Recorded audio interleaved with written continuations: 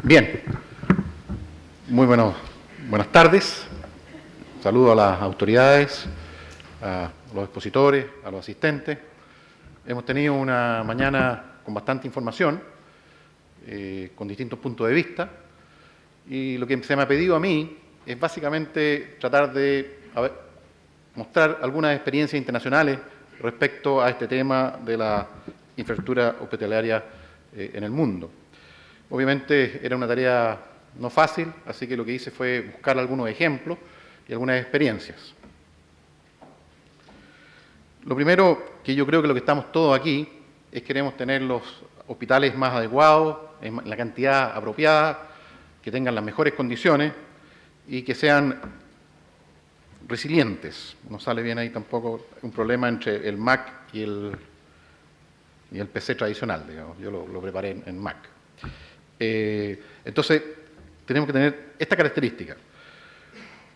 Y asocié fundamentalmente en tres temas. El primero de ellos, cuál es la tendencia mundial en gastos en salud, las asociaciones público-privadas, tanto los beneficios que se muestran internacionalmente como las restricciones que presentan internacionalmente estas asociaciones público-privadas. Y el concepto de resiliencia, que yo creo que cada día más tenemos que tenerlo presente, sobre todo en los hospitales y en todas las otras áreas de desarrollo e infraestructura de nuestro país. ¿Cuál es la tendencia? Fundamentalmente, si uno mira me pasa lo mismo que usted, no veo bien aquí tampoco yo, digamos, pero bueno. Pero la verdad que lo que traté de mostrar en este gráfico es cómo crece el PIB o esperado futuro de los distintos países desarrollados en los próximos 10 años. Y uno ve que tiene un cierto crecimiento en cada uno de estos países. Y si ve paralelamente cuánto se espera que crezca el gasto en salud estos mismos países, y los ponemos juntos en un mismo gráfico, nos damos cuenta que el crecimiento en gasto de salud es más alto que el crecimiento del PIB de esos mismos países. Por lo tanto, tenemos un gran desafío. Tenemos el desafío de, quizás con menos recursos equivalentes, proveer más infraestructura en cada uno de estos países. Entonces, eso es re importante tenerlo presente, y eso pasa en países como los que están acá, pero también pasa con países que son más emergentes, y la misma cosa, y ponemos los dos gráficos juntos. Es decir, esperamos que los países crezcan en su nivel de riqueza, en su producción, pero también en salud necesitamos más inversión en salud en cada uno de ellos. Entonces, con esa mirada es que tenemos que tener presente, y aquí se ha visto en todas las presentaciones, la necesidad de tener estos más y mejores hospitales y atención finalmente, que se refleje en la atención que los pacientes requieren. Y obviamente un foco importante son las asociaciones público y privadas. Yo creo que la única vez que voy a mencionar la palabra concesiones es en este momento, nunca más la voy a mencionar en mi presentación, digamos.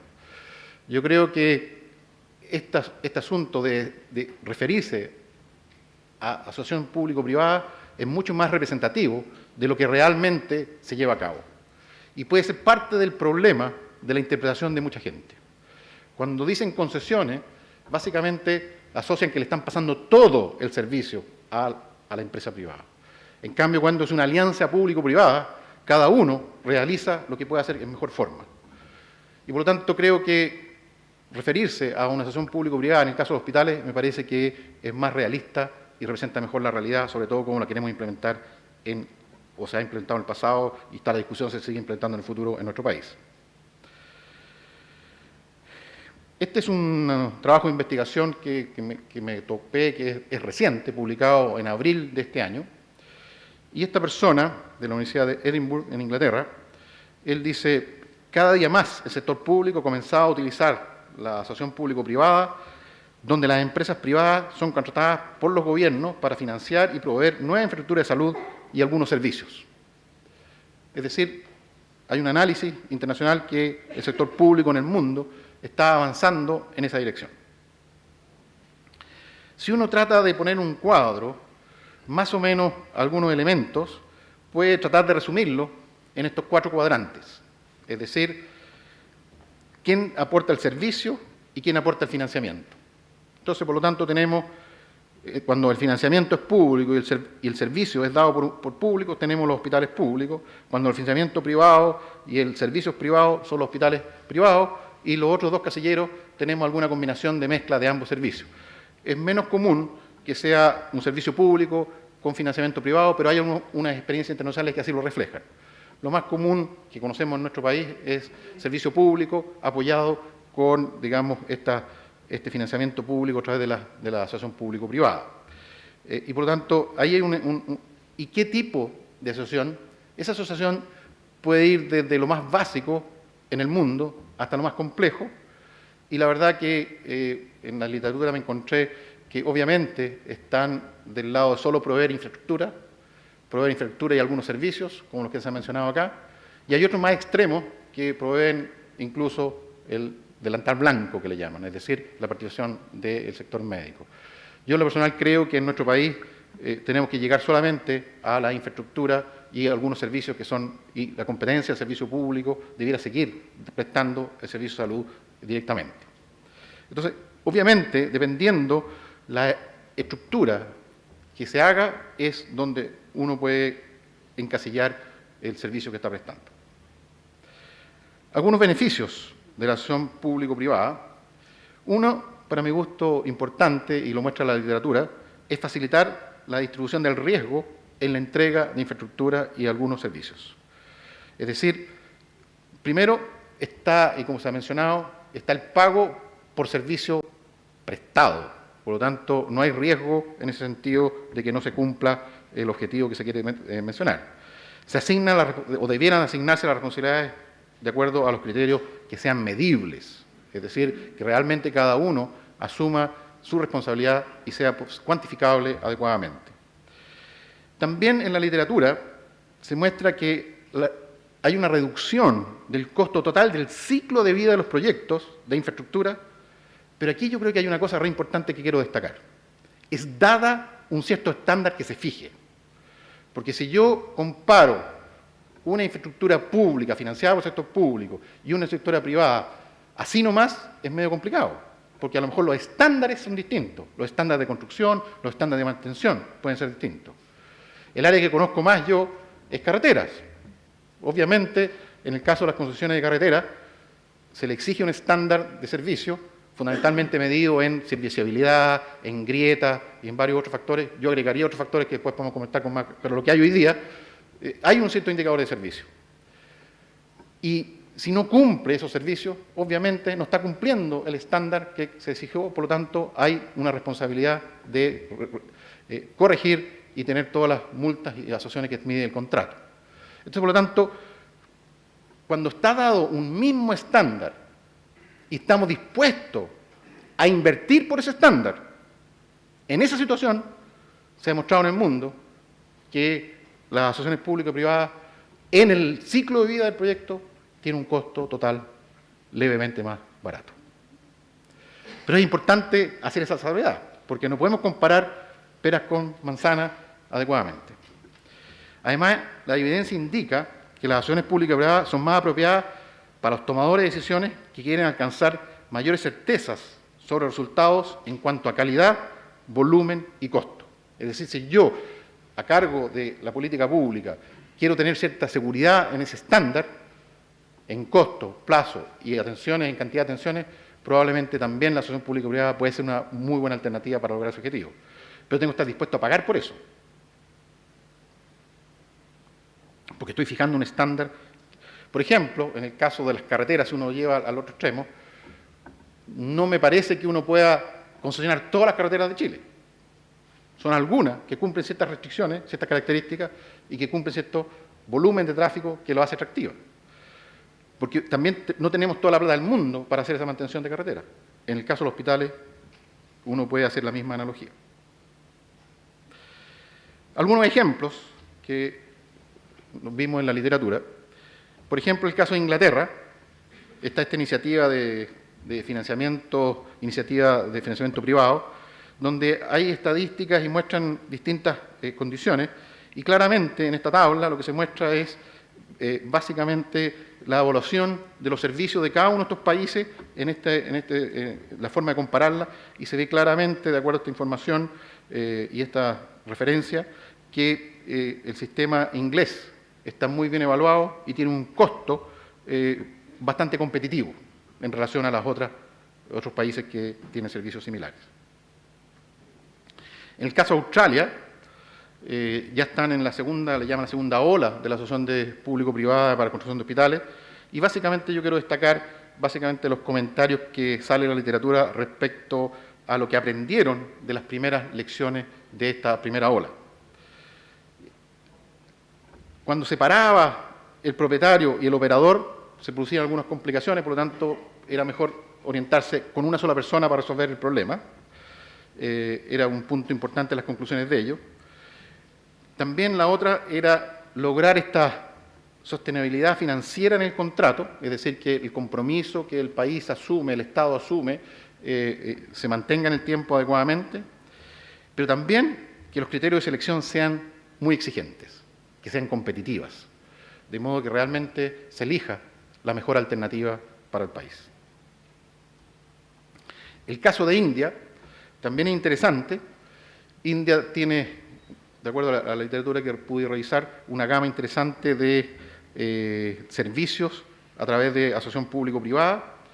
Incluso llegó a extremos como que están ahí, que el Estado ponía el terreno y el hospital que estaba construido encima era prácticamente enteramente privado, y por lo tanto le exigían una cierta capacidad para poder atender necesidades públicas en ese hospital. Y por lo tanto exigía ciertos criterios de número de camas mínimo, garantizar algunos tratamientos disponibles para pacientes con el seguro público,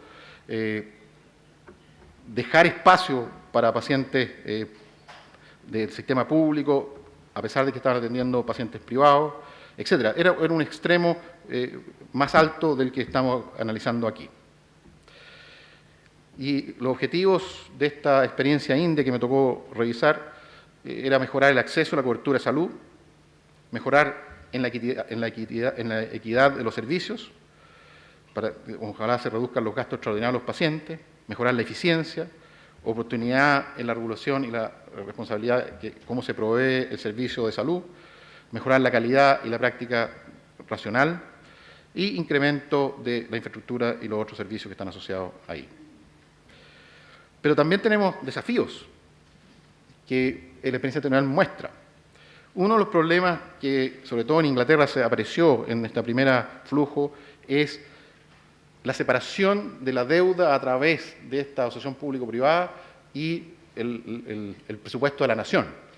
No se reflejaban los gastos de salud en el presupuesto de la nación, por lo tanto, la deuda que el país iba obteniendo iba creciendo descontroladamente. Entonces, ahí hay un punto que hay que tener claridad, y en Chile eso está bastante resuelto, pero es una experiencia internacional que refleja, y por lo tanto hay que coordinar las metas de balance fiscal con la provisión que se asignan los recursos a la asociación público-privada. Esa era una crítica respecto a la aplicación internacional y en el caso de Inglaterra. También hay otros costos. Los más representativos son los costos de transacción y los costos de financiamiento. Y la literatura muestra que en general esos costos pueden ser más altos que cuando lo provee directamente el Estado. Y por lo tanto hay que trabajar esos elementos para que realmente sean costos de transacción lo más eficientes posible, y eso se reflejan en unos buenos contratos que hay que materializar. Y por cierto, el costo de financiamiento en general debiera que los Estados tener un financiamiento probablemente más competitivo en el mundo en general, en los países que sobre todo que están partiendo, desarrollando, pero en el caso de Chile es bastante competitivo el valor del crédito que obtiene el Estado que puede tener el privado para poderlo financiar. Entonces, son dos elementos que en la literatura se muestran como elementos a mejorar en el caso de las asociaciones público-privadas, que no necesariamente reflejan la realidad chilena completamente. Finalmente, que los hospitales sean resilientes es muy importante. Ustedes saben, el 2010 nos tocó el terremoto, y fue el terremoto antes que nosotros asumiéramos, y el presidente me pidió estar en obras públicas, y la verdad que me pidió antes del terremoto, y asumo con terremotos, por lo tanto la cosa cambia radicalmente y me tocó visitar muchos hospitales a lo largo del país y la verdad que daba pena ver cómo estaban dañados y la poca y además son los lugares que uno necesita para poder atender a las personas que tienen dificultad y tienen riesgo de la salud producto de la misma catástrofe. Entonces, por lo tanto, creo que hacer infraestructura hospitalaria resiliente es un tema fundamental en nuestro país. Obviamente, ejemplos es muy complejo de ver. Estuve en estos hospitales yo personalmente y estaban prácticamente clausurados los hospitales. Entonces, básicamente, ¿qué entendemos por resiliencia? Si nosotros tenemos un gráfico del tiempo y un cierto comportamiento que entrega una cierta infraestructura, y la tenemos en un cierto estado, y en un cierto estado viene la catástrofe y pierde, y después viene toda la etapa de recuperación. Entonces, ¿cómo logramos que esta etapa sea más corta y además baje menos el impacto? Son temas que uno tiene que trabajar para ser más resiliente, en este caso los hospitales. Entonces, por ejemplo, si nosotros estamos en ese nivel, sin desastre, aparece un desastre y obviamente la capacidad de cantidad, por ejemplo, medida en cantidad de camas que quedan disponibles en hospitales en Chile, baja radicalmente, producto de que no estamos preparados con infraestructura resiliente. Y después, obviamente, tenemos un tiempo normal de recuperación. Por lo tanto, podemos trabajar, primero, en tratar de hacer que a través de las acciones de recuperación y medidas post-desastre, lo hagamos más rápido y ojalá quede mejor la infraestructura que como estaba antes del desastre. Esa es una posibilidad interesante. Pero también queremos ver qué pasa si nos preparamos anticipadamente y tenemos infraestructura más resiliente, por lo tanto el impacto que produce es menor y por lo tanto realmente podemos hacer la misma figura y tener en un menor tiempo una recuperación de los hospitales y el impacto a las personas que hay que atender en forma más eficiente. Los comentarios finales que quiero dar. Obviamente, la asociación público-privada representa una solución costo-eficiente muy atractiva, ya que en general los incentivos que hay para hacer más eficiente ese trabajo, a través de los ahorros que se pueden lograr, son suficientes para compensar los posibles mayores costos de financiamiento y de costos de transacción. Y yo también comparto con el doctor, que además de que vemos poco, digamos, comparto también la opinión de que creo yo que proveer infraestructura para distintos tipos, pero en este caso de hospitales que estamos conversando acá, lo importante es que esté oportunamente en un costo competitivo y que se permitan subsanar todos los problemas, porque cuando se introduce una política pública nueva, obviamente uno aprende y uno tiene que introducir las mejoras en las próximas olas de llamados que hay que hacer, mejorar los contratos, mejorar algunos elementos. Por ejemplo, en el caso que me tocó a mí el terremoto, en el caso de las carreteras, era complicado, por ejemplo, en los contratos no estaba claro qué pasaba con un terremoto en las carreteras. Entonces, finalmente, acordamos con las empresas concesionarias cómo resolver algunos aspectos. Estaban los seguros, por lo tanto, los seguros, pero ¿qué hacíamos en el entretanto? Entre que se reparaba, entre que estaba el daño y se reparaba. Todo ese efecto ahí no estaba tan claro en los contratos. Entonces, obviamente, eso hay que introducir esas mejoras. Lo mismo en el caso de los hospitales, que ya tenemos 2 hospitales funcionando, concesionados. Uno puede pescar cuáles son los elementos que se pueden perfeccionar para tener una solución. Porque obviamente los recursos que tenemos disponibles como país son escasos y por lo tanto son importantes usarlos en forma eficiente en el momento que corresponde. De modo de enfrentar a lo mejor con los recursos que tenemos hoy día otros elementos, contratando más profesionales en vez de invertirlos en infraestructura y postergar el pago de la infraestructura a través de este mecanismo que si se hace en forma eficiente cumple su objetivo. Algunas recomendaciones que sale la literatura internacional, que le llaman recomendaciones endógenas, que sí dependen de la política pública es que hay que identificar claramente cuál es el servicio que uno quiere exigir cuando se da una asociación público-privada. Establecer indicadores cuantificables, realmente que seamos que se está prestando un servicio, se pueda chequear ese servicio y que ojalá a través de esta verificación podamos ver si se están cumpliendo adecuadamente esas metas, esos estándares. Y pagar contra esos resultados. Eso es lo que dice la recomendación internacional. Y también hay otro elemento que no depende de la política pública, pero sí que hay que lograr que el mercado lo logre presentar, que tengamos suficientes competidores para que sea competitiva la licitación y que de ese modo tengamos competencia adecuada tanto en aspectos operacionales, de costos y financieros.